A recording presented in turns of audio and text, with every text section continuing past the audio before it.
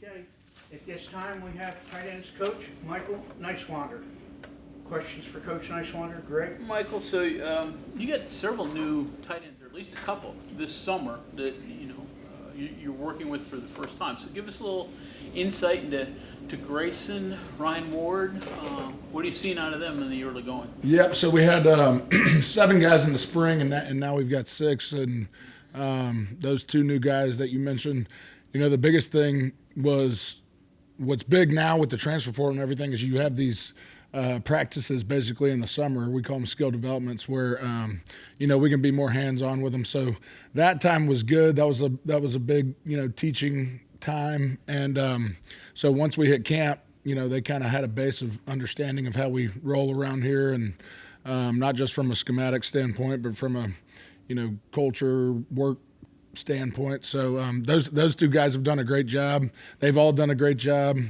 We've rotated them in there and got them different reps with different groups, and they're attacking it head on. They've been really good. Not necessarily anybody in your room, 250, 260-pound guys, but are they strong enough, physical enough to do what you need to do at the position? Yeah, absolutely. I think, when I was talking to you guys in the spring, I was talking about how the tight end position specifically in this offense is kind of used as a utility knife, and jack of all trades. And what we do have is speed, which is good. And to your point, they're willing enough and physical enough to be really successful in the run game, but have been impressed with the group as a whole and their speed. You have some guys that could possibly play some fullback.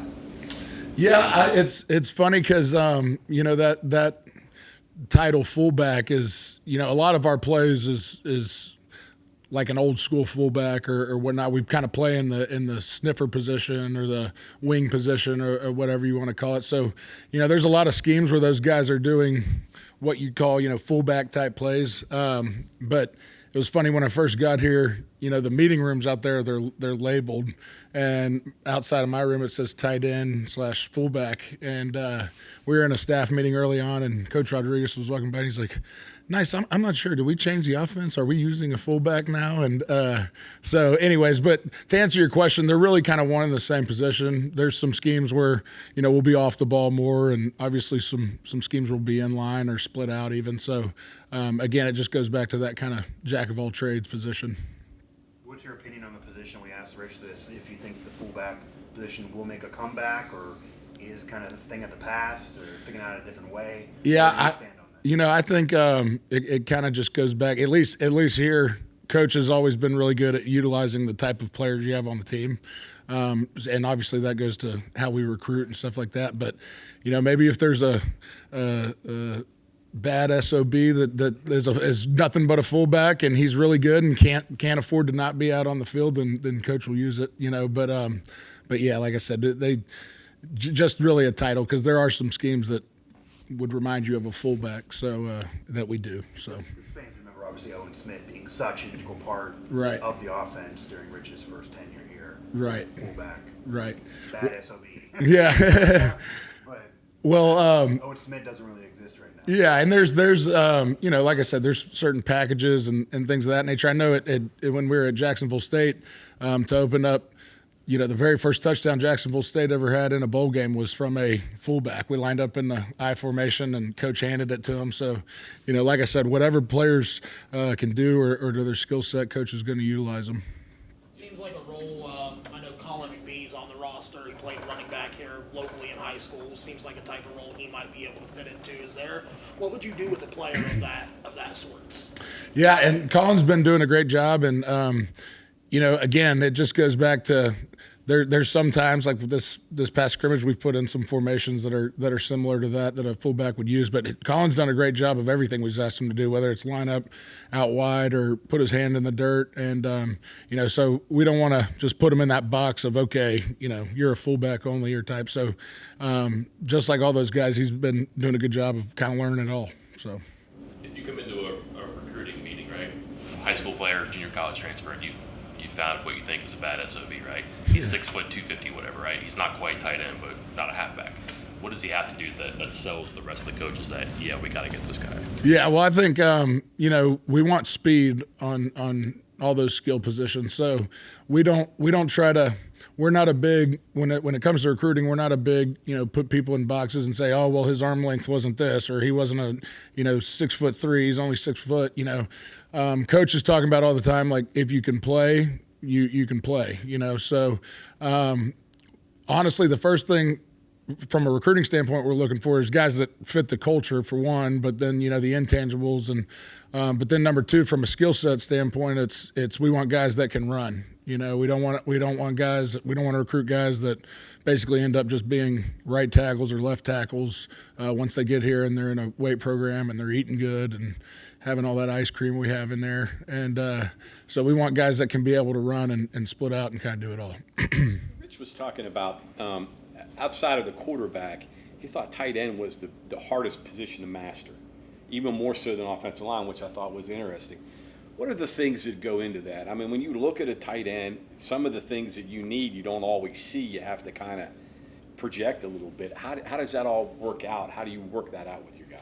Yeah, I think it. Again, we ask them to be really good in the run game. We ask them to pass protect sometimes. We ask them to run the whole route tree. So I think when teaching them and trying to get them to learn all areas of the offensive gameplay, we try to make it as simple as possible. Coach does a good job of. It may be the same play to us, but we present it a different way, whether it's formation or whatever.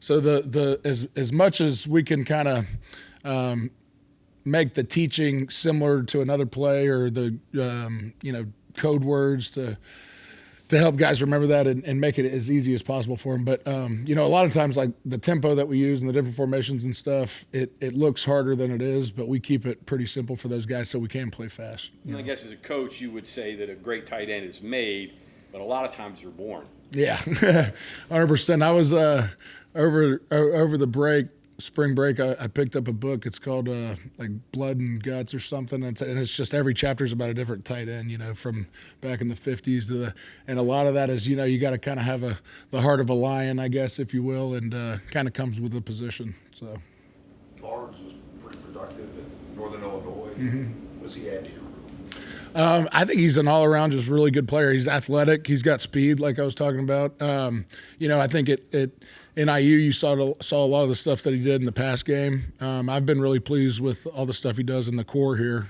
from a run blocking standpoint and a pass protection standpoint. And, he's a guy that, like we were just talking about, that's around that 230-pound range but plays a lot bigger than that.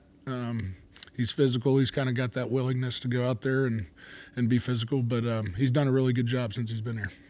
You played at Alabama under Coach Saban during kind of the dynasty era, I guess a lot of people would look at it now. What do you learn from that experience or bring with you from that experience to a program like West Virginia as a coach that you feel like is important or critical? Yeah. When I got to college, I got kind of lucky. I got there in 2011, and that was my true freshman year, and we won a national title. And then the next year we won another one. And, I was just a walk-on and was on the scout team. But I'm sitting there thinking, I'm like, well, hell, this is pretty easy. This is, And then we get to the third year and then went again till my fifth year and was able to win another one. But, people ask me about that time a lot because, like you said, there was a lot of wins and that I was able to be a part of. But, I think in order to get there, it's all the stuff that you don't necessarily see on the field or from a schematic standpoint or whatever. It's that culture building and setting a tone of how you do things. And there's no kind of gray area in the program. Everybody's on the same page and working towards a common goal. And, that's what we're trying to do here. And I think I've said this before, there's no better culture builder than Coach Rodriguez. I mean, there's no – everybody from the coaches to the players, there's no gray area. If he coaches everybody. If he sees something, he's going to say something, and it makes it easy to kind of get that culture put together in a hurry because there's no, like I said, gray area. Everybody knows what to do. So. Well, how would you compare that, Nick Saban, Coach Rodriguez? What are some similarities there? What are some things that you feel like you were easy to adapt to Coach Rodriguez because you spent time under Coach Saban, especially when it comes to building the culture and setting the tone. Yeah. Well, to kind of what I just said, it's just the over communication, everything, nothing is assumed. Everything's communicated from top down. It's truly run kind of like a military, for lack of a better word. There's a commander in chief, there's generals, there's privates, and so on and so forth. So everybody kind of knows the role they're in, and once you get everybody buying in and to their role, knowing what their role is, you can start to move in the right direction. That was kind of very similar to my time in college. Ceiling for Ryan Ward. Ryan Ward's a really good player. Another good transfer we got from North Carolina. Again, athlete. You see him walking around campus, and you're like, man, this is a big body guy. But then, kind of inversely from Grayson Barnes, I knew he could run, block, and do all that stuff. And now, getting to see him in camp, he can really run too, and he's got great hands. So sky's the limit for him, and he's obviously got a couple more years than some of these other guys in the room. And so just looking forward to continue to see how he grows and see how we can use him. Okay, thank you very much. Awesome.